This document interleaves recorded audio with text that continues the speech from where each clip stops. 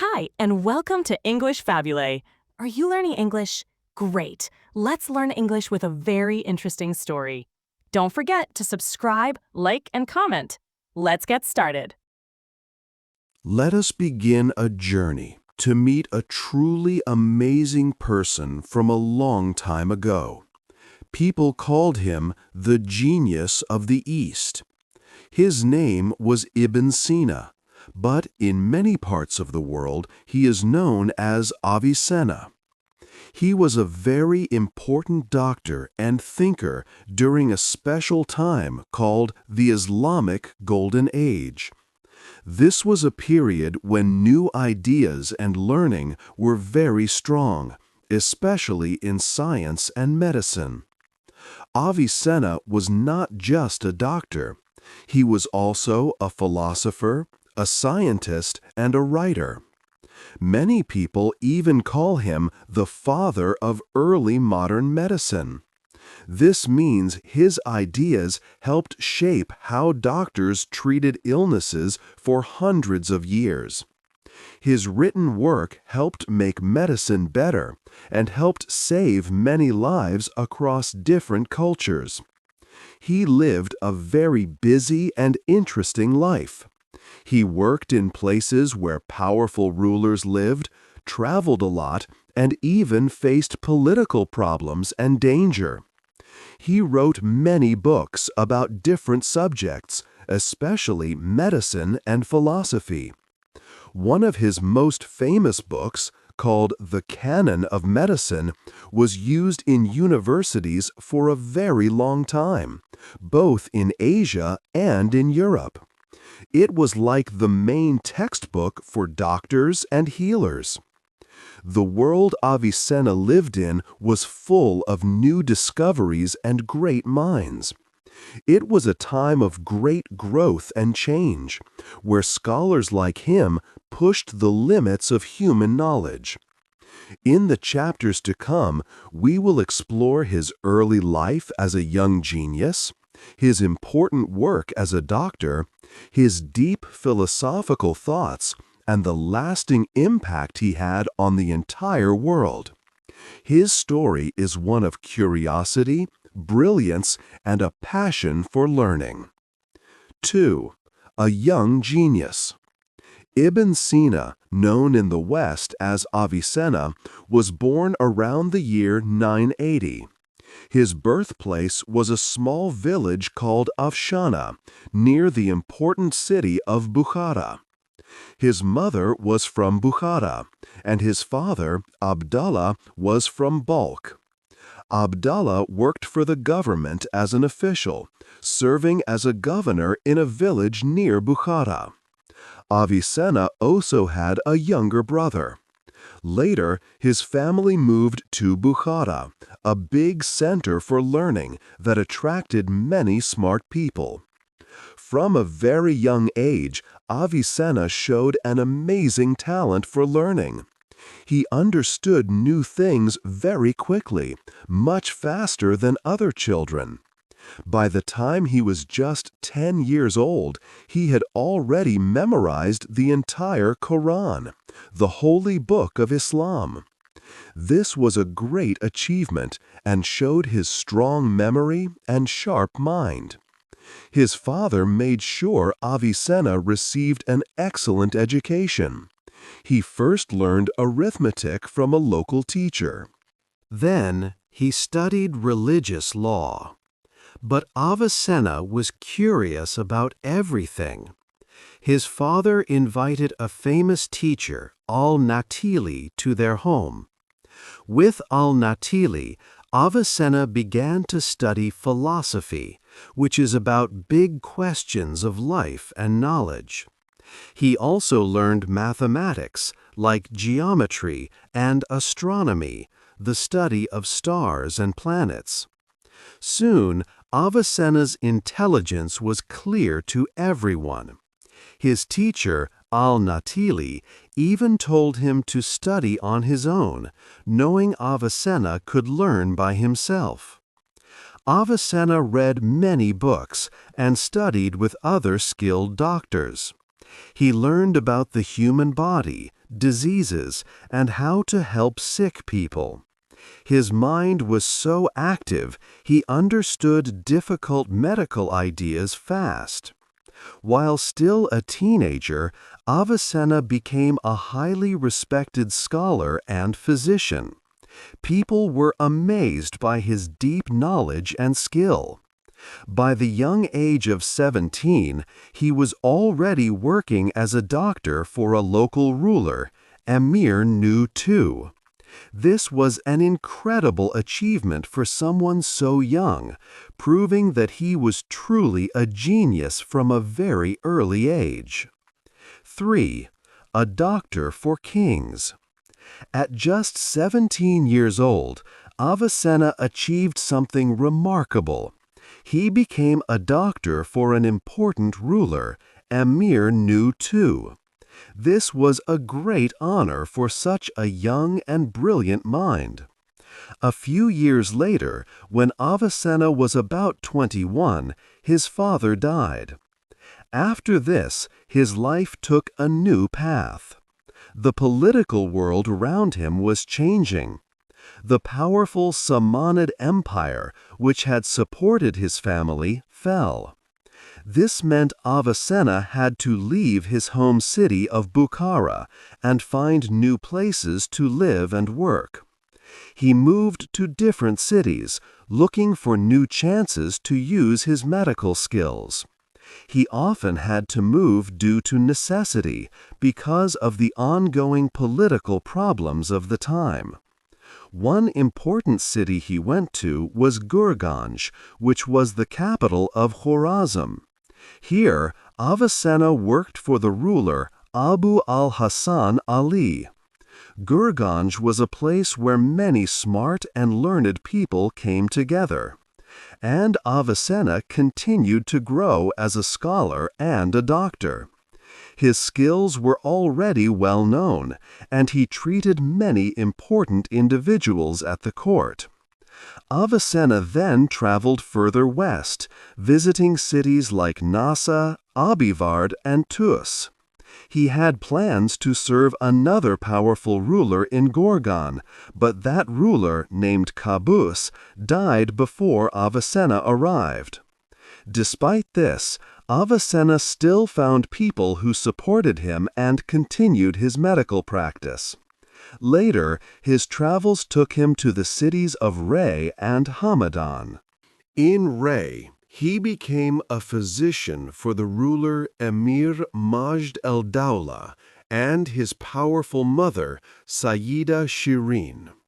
Avicenna even treated the emir for a difficult sadness, a type of illness called melancholia, showing his ability to help with complex health issues. His reputation as a highly skilled doctor grew with every city he visited and every person he helped. He became known as a brilliant physician who could successfully treat illnesses that other doctors found very challenging. His work at these royal courts in different kingdoms quickly built his fame and trust among powerful people. Soon he served another ruler, Shams el-Dawla, who was so impressed that he made Avicenna his vizier, a very high advisor in the government. This showed how much these kings and leaders relied on Avicenna's wisdom, not just in medicine, but in other important state matters too. 4. Hard times.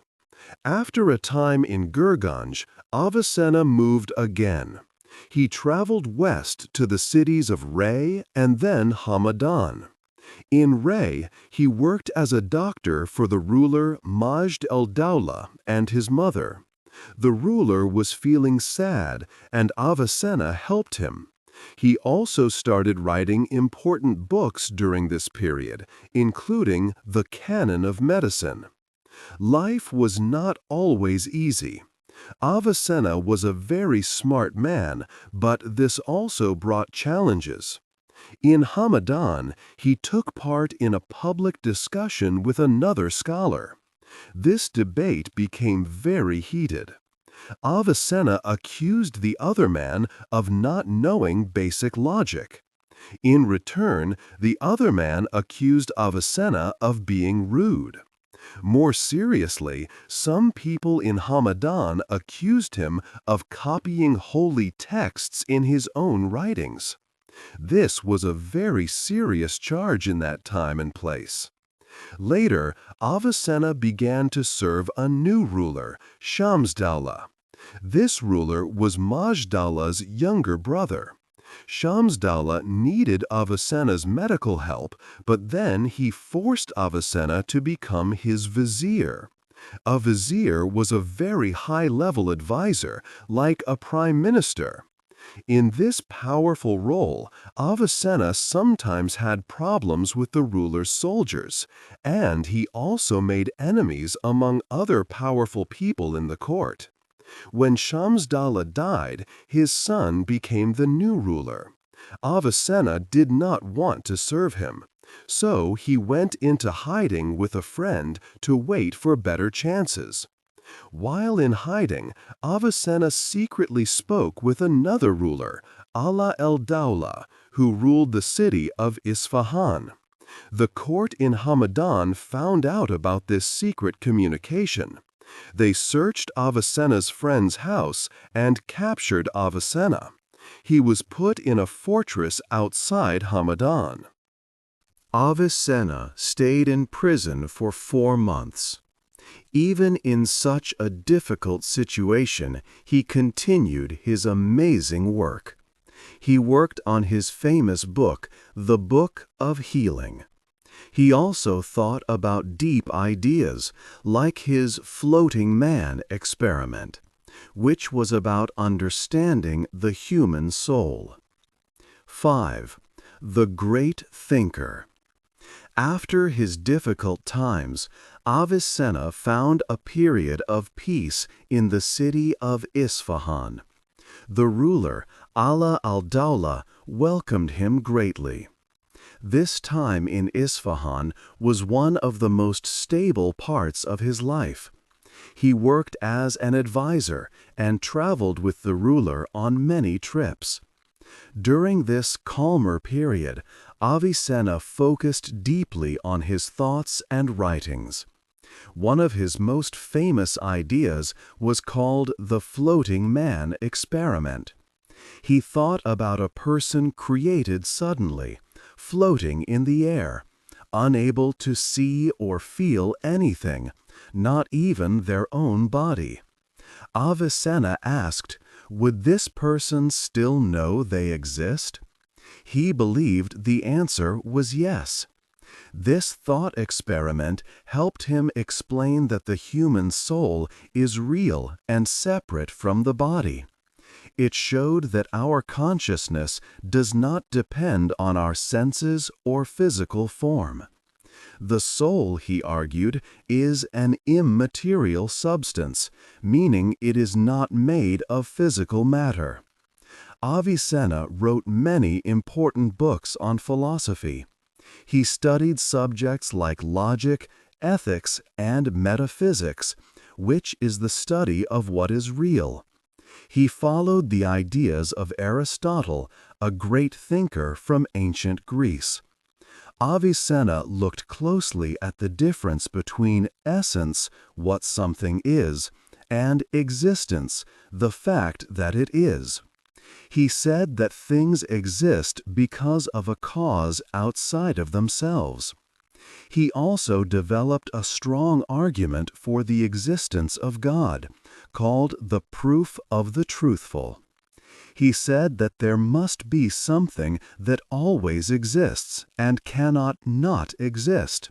This, he explained, was God. This argument became very important in philosophy and theology. Peter Adamson, a historian of philosophy, said this argument was one of the most important for God's existence in the medieval period. Avicenna was a devout Muslim, and he wanted to connect his deep philosophical ideas with Islamic beliefs. He tried to show that reason and logic could help explain God's existence and how the world was created. He wrote about prophets and explained how his philosophy could understand religious ideas, like what happens after death. His goal was to bring philosophy and Islamic theology together, and his work greatly influenced Islamic schools for centuries. He even wrote comments on parts of the Quran which he had memorized as a child. 6. The Canon of Medicine. Avicenna wrote many important books during his life, but one stands out as his most famous medical work, the Canon of Medicine. This monumental book was a huge medical encyclopedia. It was divided into 5 large volumes, each covering different aspects of health and illness. Within its pages, Avicenna carefully gathered and organized almost all the medical knowledge known up to his time. He presented it in a clear and logical way, making it easier for doctors and students to learn and use. This systematic approach was revolutionary and helped doctors find information quickly. One of Avicenna's most important and advanced ideas in the Canon was about how diseases spread. He suggested that tiny, unseen organisms were responsible for causing sickness. These invisible, tainted organisms, he explained, could move from one person to another, making them ill. Based on this understanding, Avicenna was one of the first to recommend isolating sick people from healthy ones. This practice, known as quarantine, was a crucial step in preventing diseases from spreading widely through communities.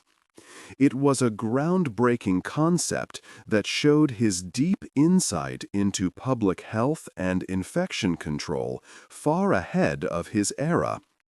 The impact of the Canon of Medicine was truly enormous and long-lasting. It quickly became the main medical textbook throughout the Islamic world, influencing generations of physicians. But its influence did not stop there. The book was translated into Latin and became a standard text in many universities across Europe. For hundreds of years, from the early 14th century until the mid-16th century, it was one of the most respected and authoritative medical books. Even as late as the year 1650, European doctors and scholars were still using it as a primary guide for their medical practice and teaching. This incredible book covered a wide range of medical topics. It described diseases in detail, explained the properties of various medicines, and offered practical advice on surgery and hygiene. Avicenna's careful descriptions of symptoms, diagnostic methods, and recommended treatments laid a strong foundation for future medical study. His work on anatomy, pharmacology, and clinical observation also made the book extremely valuable and reliable for its time. Because of the Canon of Medicine and his vast contributions to the field, Avicenna earned the honored title of Prince of Physicians. This shows how highly he was regarded by his contemporaries and by all who followed him in the medical profession. His ideas continued to shape medical thought and practice for more than 600 years, making him a central figure in both Eastern and Western medicine. Even today, some traditional medical systems, such as Unani medicine, still refer to his comprehensive work. The Canon of Medicine is a lasting testament to Avicenna's genius and his foundational role in the history of medicine. 7. More than a doctor. Avicenna was truly a genius who studied far more than just medicine. He wrote many books about different fields of knowledge, showing he was a deep thinker about almost everything. He explored earth sciences, physics, chemistry, astronomy, and psychology, proving himself a master of many subjects. In earth sciences, Avicenna looked at how the world around us was formed. He wrote about how mountains came to be. He suggested two main ways. First, he thought that big movements of the Earth's crust, like strong earthquakes, could push the land up.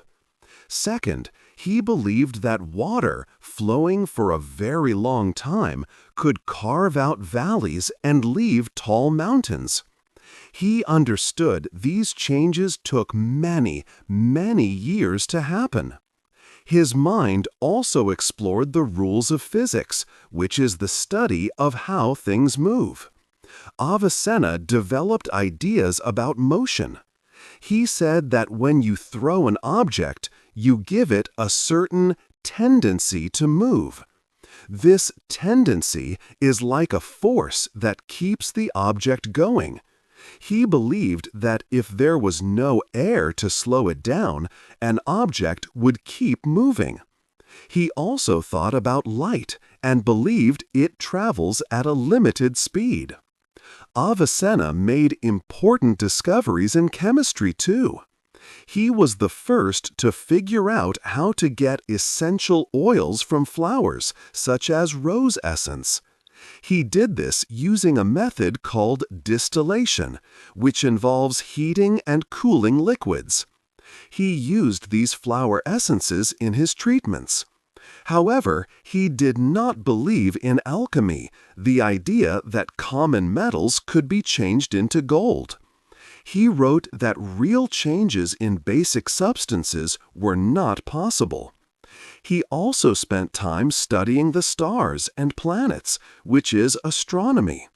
Avicenna did not agree with some old beliefs. For example, he thought that stars made their own light instead of getting it from the sun. He believed planets also shone with their own light. He even claimed to have seen the planet Venus pass in front of the sun. Avicenna was clear that studying stars was different from trying to tell the future with them, which he did not support. Finally, Avicenna greatly contributed to psychology, the study of the mind and soul. He created a famous thought experiment called the floating man.